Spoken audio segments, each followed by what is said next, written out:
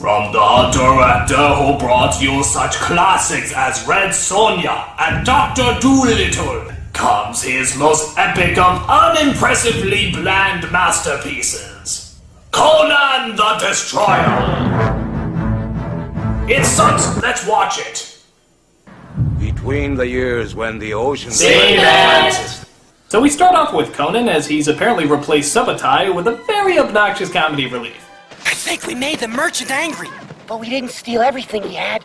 They got me because Rob Schneider was off making worse movies. But they're suddenly surrounded by a ton of soldiers who attack him with nets and sticks. I don't think that's gonna work, guys. Please get in our nets. We'll be your friends. Do you know who I am? Queen Taramis. What do you want? I need your help. That's why I sent my men to attack you. I'm just saying hello. You have nothing that I want. Look at the shrine. Show me the desire in your deepest heart.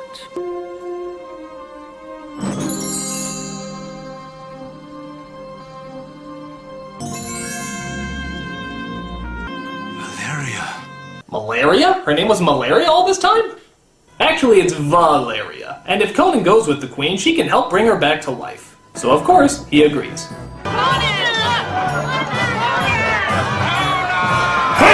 Conan of Nazareth! Oh, he even comes across another camel, like in the first film. I'm sorry about what happened the last time.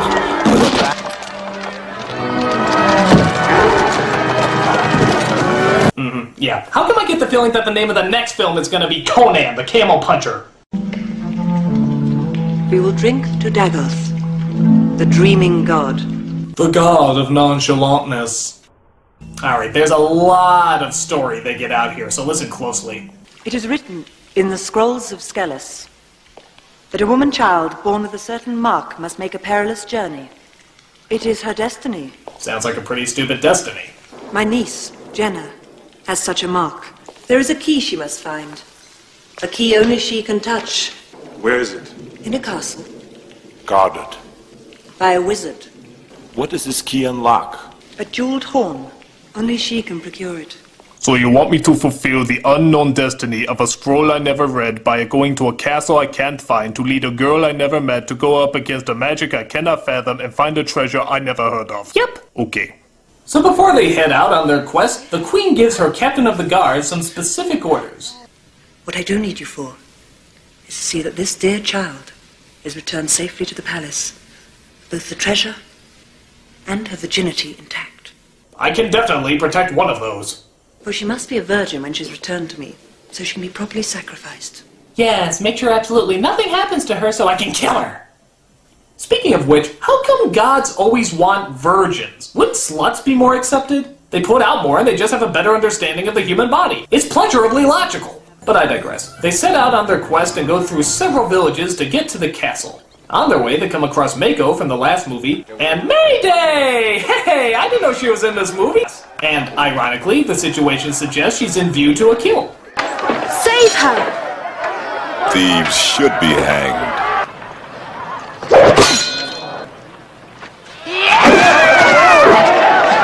So, how come she has a horse tail? Is that just the style, then?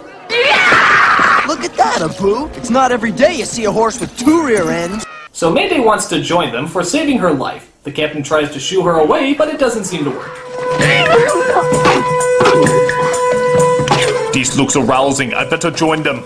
I swear that if Conan will let me ride with him, I will give my life for him. We shall see. So she joins their team as they ride to the castle they were looking for. Water is not usually the most stable spot to build a castle. I mean, seriously, who builds their castle in the middle of a swamp? Well, the king said it was daft to build a castle in a swamp, but I built it all the same, just to show him. They sank into the swamp. We then cut to the wizard who owns the castle. Hey, it's the Burger King's mutilated brother, Daniel. So they decide to rest for the night while the evil wizard transforms himself into a hideous beast. Butterfly in the sky, I can go twice as high. Take a look, it's in a book. a reading rainbow. So he captures Jenna and holds her in a room made out of tinfoil. The others break into the castle and try to get her back. My god, the fabulous baseball diamond.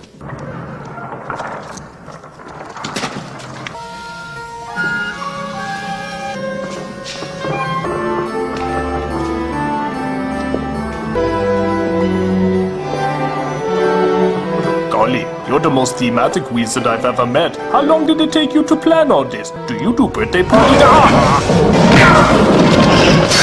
So the were-wizard tries to attack Conan as his friends watch helplessly. But Conan discovers he has to destroy the mirrors in order to destroy the wizard, which is a little strange. I mean, if you're the wizard, why would you want your weakness surrounding the room?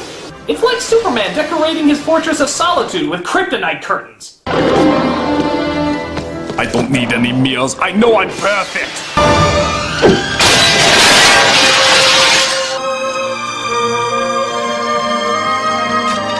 Boy, he's taking that sword through his chest pretty well, isn't he? I mean, I would scream or something, but he keeps all his pain inside, and I respect that. Wait a minute! They could crash through the door the whole time? Why didn't they just do that before? Were they just looking for the doorbell to be polite? So as the journey continues, we find that the niece has quite the attraction to Conan, as she tries to see if she can get some dating tips from Mayday here, because she really looks like a person who's into girly talk. I didn't know women could be warriors. Who said I was a woman? All my tribe are warriors.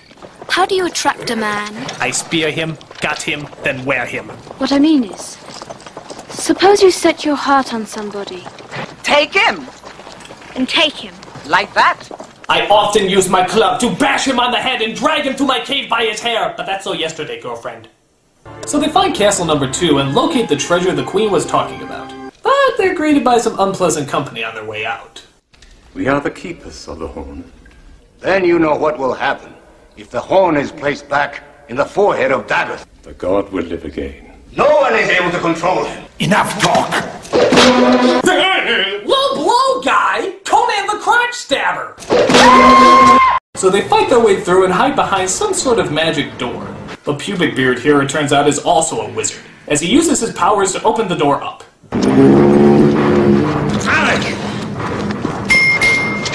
Wait a minute, did his magic just make a dinging sound? Oh man, he must have been the laughingstock at Hogwarts, don't you think? My magic produces lightning! My magic produces fire! My magic goes...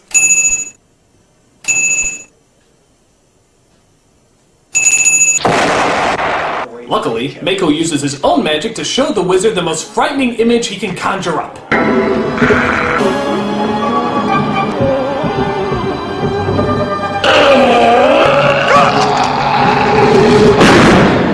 So the captain gives our heroes the slip as he rides off with Jenna. Where are the others? They're coming, don't worry, go! Oh, okay, thank God I'm an idiot. So they arrive at the castle as our heroes are not far behind. Today is your birthday. All of Shadowzar is celebrating. Drink. To death. I mean killing you. I mean life. I mean killing you. But the fearsome five break into the castle where they come across the captain, who plans to stop them from thwarting Jenna's sacrifice.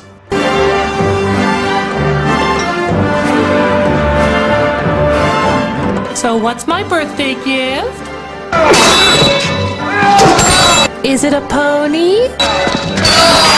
Is it a dagger and a pony? Is it you stabbing me in the throat so you can resurrect a god in order to control him and hopefully rule the world? And a pony? Save the girl! Oh yeah, I guess we have been standing here the whole time. I was confused because I thought there was an easily breakable piece of glass in front of us. See, that's the only thing that can hold us back. So because she's not sacrificed, the statue is instead transformed into... Okay, I think James Earl Jones' snake scene just got out silly. It looks like one of those Rankin Bass stop-motion figures if it was shit out by Swamp Thing. But our comic weasel is nice enough to throw a dagger into his eye. Boy, I feel a little weird saying this, but Conan is literally fighting a one-eyed, one-horned giant purple people eater. And you know what? It sure looks strange to me. So Conan kills the creature as he delivers the final blow. And if you can believe it, Weasel Man here actually tries to take credit for the victory.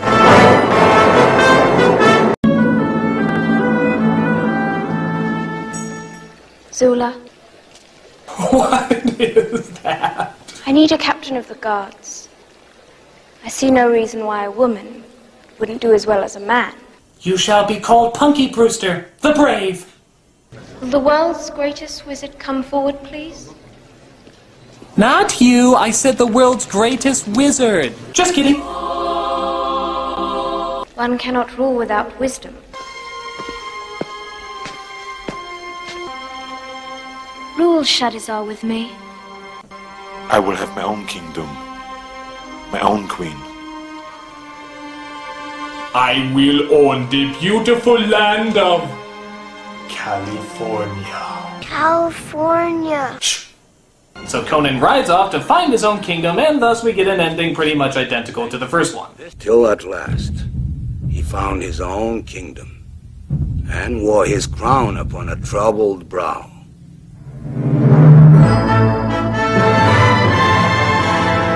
Another story that I will not tell, because I am dead Schwarzenegger's in California, and this franchise is non-existent. So those are the Conan movies. How do they measure up?